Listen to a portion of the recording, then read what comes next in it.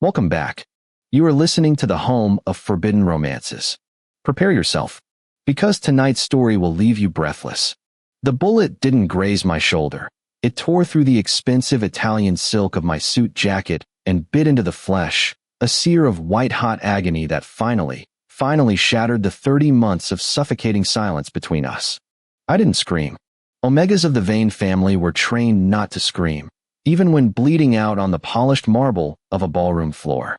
I simply slumped forward, the pistol I had drawn from my ankle holster clattering from my numbness-stricken fingers, and watched the realization dawn in the eyes of the man who had been my husband for 900 days but had never once looked at me with anything other than cold, calculated indifference.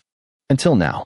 Now, as my blood stained his pristine white shirt, Dante Moretti looked at me as if I were the only living thing in the universe. To understand why the great Dante Moretti, the capo of the Eastern Seaboard, looked so horrified to see his political pawn bleeding for him, you have to understand the winter that was our marriage. 30 months. That is approximately 130 weeks. Over 2 years of sleeping in separate wings of the sprawling Moretti estate, a Gothic revival mansion that felt less like a home and more like a mausoleum for the living. We were a union forged in ink and blood, a peace treaty between the Vane Syndicate and the Moretti crime family. I, Julian Vane, was the sacrificial lamb, the Omega son with too much empathy and too little ambition, traded away to ensure my father's shipments wouldn't be intercepted at the docks. The day we married, Dante stood at the altar like a statue carved from obsidian. He was breathtaking in a terrifying way, 6 feet and 3 inches of lethal muscle, broad-shouldered, with eyes the color of storm clouds and a scent that rolled off him in waves, cedarwood, gunpowder, and the bitter tang of suppressed aggression. He slipped the ring onto my finger without making skin contact, his touch hovering millimeters away, as if I were contagious. "Do not enter my wing," he had said that night, his voice a low baritone that vibrated in my chest. "Do not ask me where I go. Do not expect affection. You are here to keep the peace, Julian. Be invisible, and you will be safe." And so, I became a ghost in my own house. For 30 months, I perfected the art of invisibility. I ate breakfast after he left. I read in the library while he held court in his office.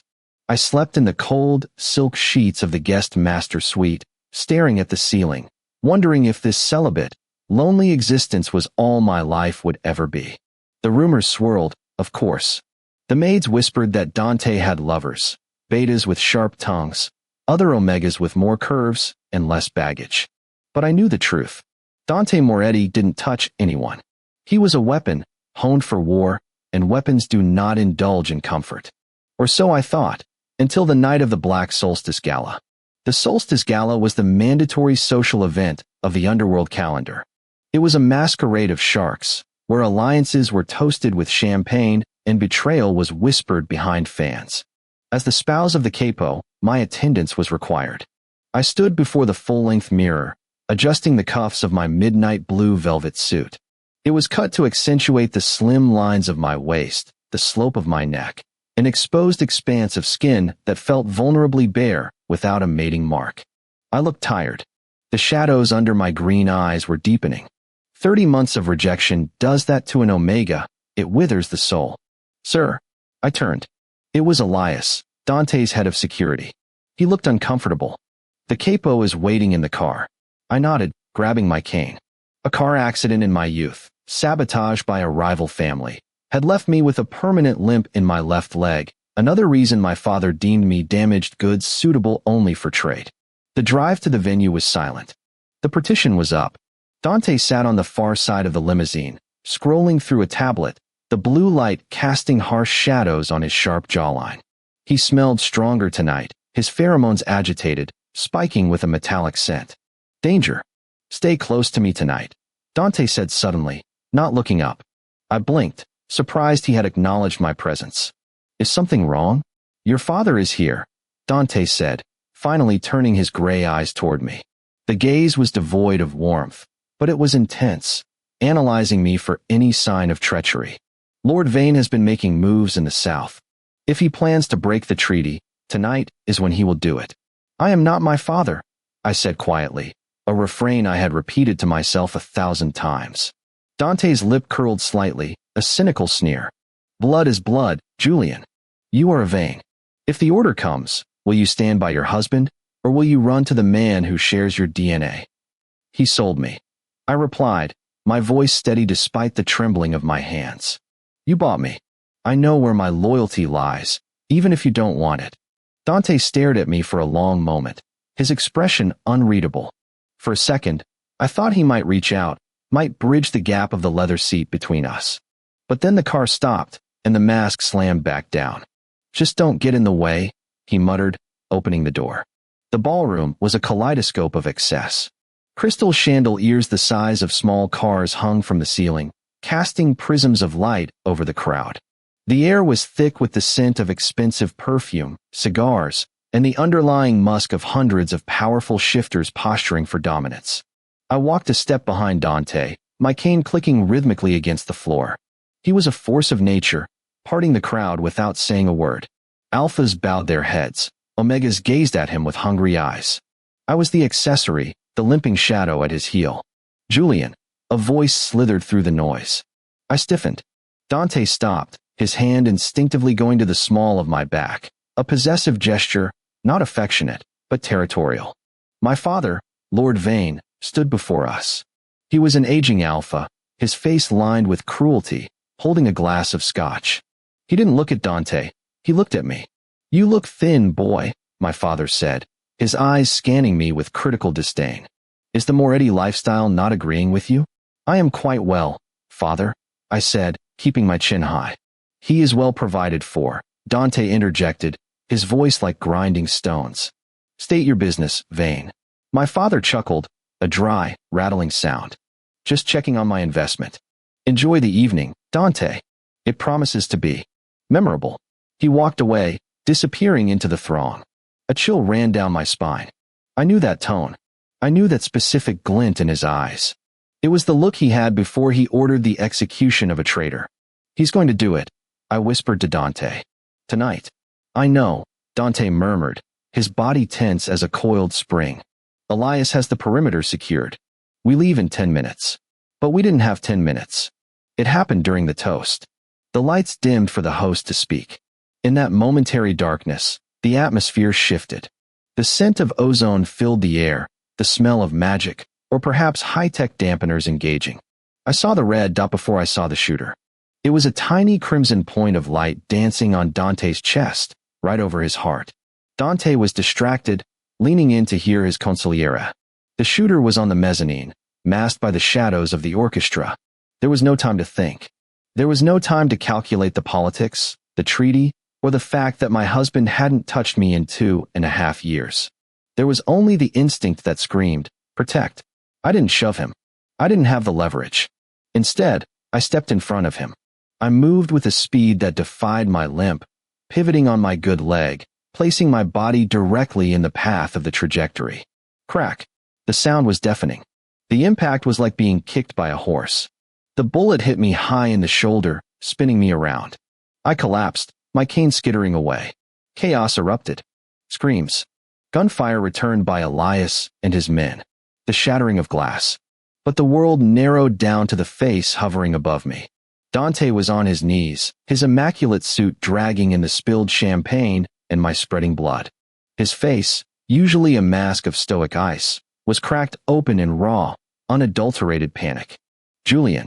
He roared my name, a sound so primal it silenced the immediate vicinity. His hands, those hands that had avoided me for 30 months, were suddenly everywhere. One pressed hard against my wound, stemming the flow, the other cradled my head, his fingers tangling in my hair. Why? He hissed, his eyes wide, scanning my face as if trying to memorize it. Why did you do that? I coughed, the metallic taste of blood in my mouth. I told you, I wheezed, fighting the black spots dancing in my vision. I know, where my loyalty lies. You foolish, idiotic boy, Dante growled, but his voice broke. He scooped me up into his arms, effortless, as if I weighed nothing. Elias, get the car. Now, I rested my head against his chest. I could hear his heart hammering against his ribs, a frantic, terrifying rhythm. It was the first time I had ever been held by him. It was warm. Dante, I whispered, my consciousness fading. You're ruining your suit.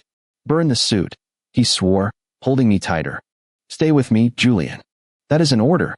Do not close your eyes. The last thing I smelled before the darkness took me was not the blood or the gunpowder. It was him. Cedarwood and rain. And underneath it all, the scent of a distressed alpha, burnt sugar, and ozone. He was scared. For me. I woke up to the smell of antiseptics and the soft beeping of machines. I wasn't in a hospital. The crown molding on the ceiling told me I was in the Moretti estate. But not the guest wing. This room was dark, masculine, filled with heavy mahogany furniture and velvet drapes. I tried to sit up, but a sharp pain in my shoulder made me gasp. Don't move. Dante stepped out of the shadows. He looked wrecked. He clearly hadn't slept. His dress shirt was unbuttoned at the collar, sleeves rolled up, and there were dried smears of blood, my blood, on his cuffs. He hadn't changed clothes. He walked to the side of the bed, his gaze intense, stripping me bare. The bullet missed the artery. It shattered the clavicle, but the surgeon says you will heal. My father, I asked, my voice raspy. Handled, Dante said, the word dripping with finality. The Vane family no longer exists. I dissolved the treaty the moment you hit the floor. I processed this. My family was gone. I was truly alone. I see. Do you? Dante moved closer, sitting on the edge of the bed. The mattress dipped under his weight. He was so close I could feel the heat radiating off him. You took a bullet for me, Julian. After everything. After the way I treated you. You treated me like a potential enemy, I said softly. It was logical. I am a Vane. You are a Moretti, he corrected sharply. I see that now. I was blind. I thought your silence was plotting. I thought your distance was disdain. I didn't realize. He stopped, looking away, his jaw working. I didn't realize I was starving you. He reached out, his hand hovering over my cheek, hesitant, just like at the wedding. But this time, he didn't pull back. His rough palm cupped my face, his thumb brushing over my cheekbone. The touch sent a jolt of electricity through me that was more potent than the pain in my shoulder. 30 months, he whispered, his voice rough with regret. I wasted 30 months guarding against a knife in my back, while the only person loyal to me was sleeping down the hall. Dante, I thought avoiding you would keep me focused, he confessed, leaning in. His eyes were mesmerizing, swirling with a new emotion, hunger. I thought if I didn't touch you, I wouldn't want you. If I didn't want you, you couldn't be used against me. But when I saw you fall, his hand moved down to my neck, resting over my pulse point. I wanted to burn the world down. The air in the room grew heavy. His pheromones were pouring out, no longer suppressed. They were thick, commanding, wrapping around me like a blanket.